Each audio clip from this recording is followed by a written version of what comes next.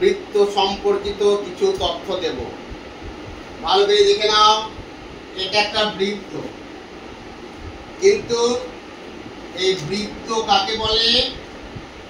কোনো একটা নির্দিষ্ট বিন্দুকে কেন্দ্র করে তার সমদূরবর্তী বক্র রেখা দ্বারা পরিবেষ্টিত সমতলিক ক্ষেত্রকে আমরা বৃত্ত বলি। তাহলে কোনো একটা বিন্দুকে কেন্দ্র করে, এইটা কি বৃত্তের কেন্দ্র, তাহলে এই বৃত্তের কেন্দ্রকে, এই বিন্দুকে কেন্দ্র করে তার সমদূরবর্তী বক্র রেখা দ্বারা পরিবৃত্ত সীমাবদ্ধ ক্ষেত্রকে আমরা বৃত্ত বলি। এইটাকে বলে বৃত্তের কেন্দ্র। আর কেন্দ্র থেকে পরিধি পর্যন্ত সরলরেখাকে আমরা বলি ব্যাসার্ধ। তাইলে এটা কি, ওবিটা কি বলে? ওবিটা ব্যাসার্ধ। বৃত্তের কেন্দ্রগামী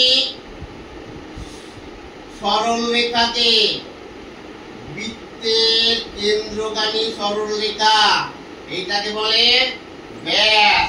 তাহলে ব্যাস কোনটা? এবি, এবি ব্যাস, যেটা বৃত্তের কেন্দ্রগামী জ্যা। এখন জ্যা কাকে বলে? বৃত্তের পরিধির যে কোনো দুটি প্রান্ত বিন্দু যোগ করে যে সরলরেখা পাওয়া যায়, কি বললাম? বৃত্তের পরিধির দুটি প্রান্ত বিন্দু যোগ করে যে সরলরেখা পাওয়া যায় তাকে বলে জ্যা। তাই সিডি হচ্ছে জ্যা। এইবার দেখো, জ্যা বৃত্তকে দুটি চাপে বিভক্ত করে। কি বললাম?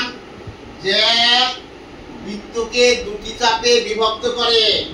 এই একটা ছোট চাপ, এটাকে বলে ছোট চাপ, এইটাকে বলে উপচাপ। উপচাপ, ধরো এটা নাম দাও সিপিবি, তাহলে এটা হচ্ছে উপচাপ। তাহলে বৃত্তের জ্যা বৃত্তকে দুটি চাপে ভাগ করলে ছোট চাপকে বলা হয় উপচাপ। তাই উপচাপ কোনটা? উপচাপ সি পি ডি, এটাকে কি বলে? উপচাপ। আর জ্যা দুটি চাপে বিভক্ত করলে এই বড় চাপকে কি বলা হয়? এই বড় চাপকে বলা হয় কি? অধিচাপ। বোঝা গেল? হ্যাঁ স্যার। অধিচাপ।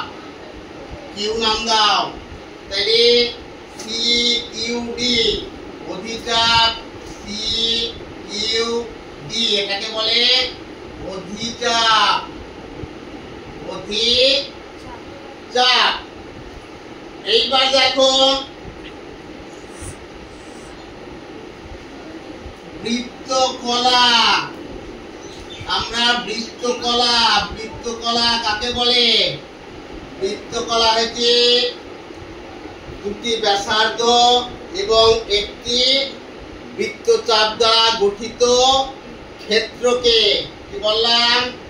দুটি ব্যাসার্ধ এবং একটি বৃত্তচাপ দ্বারা গঠিত ক্ষেত্রকে বলে বৃত্তকলা।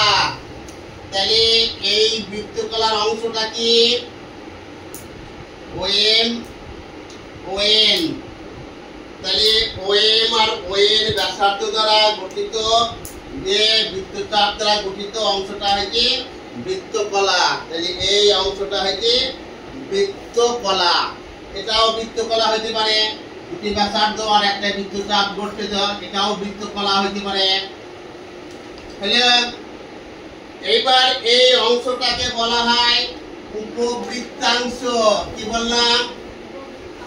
উপবৃত্তাংশ।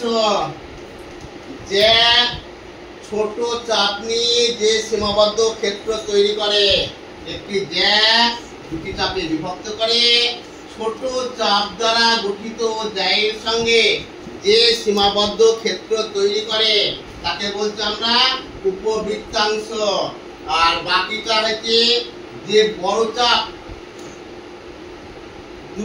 একটা জ্যা বৃত্তকে দুটি চাপে বিভক্ত করলে বড় সেই জ্যায়ের সঙ্গে বড় চাপ নিয়ে যে ক্ষেত্র তৈরি হয় তাকে বলছি আমরা অধিবৃত্তাংশ। টোটাল টাই হচ্ছে অধিবৃত্তাংশ। বোঝা গেল? টোটাল সবাই বুঝতে পারলে? হ্যাঁ স্যার।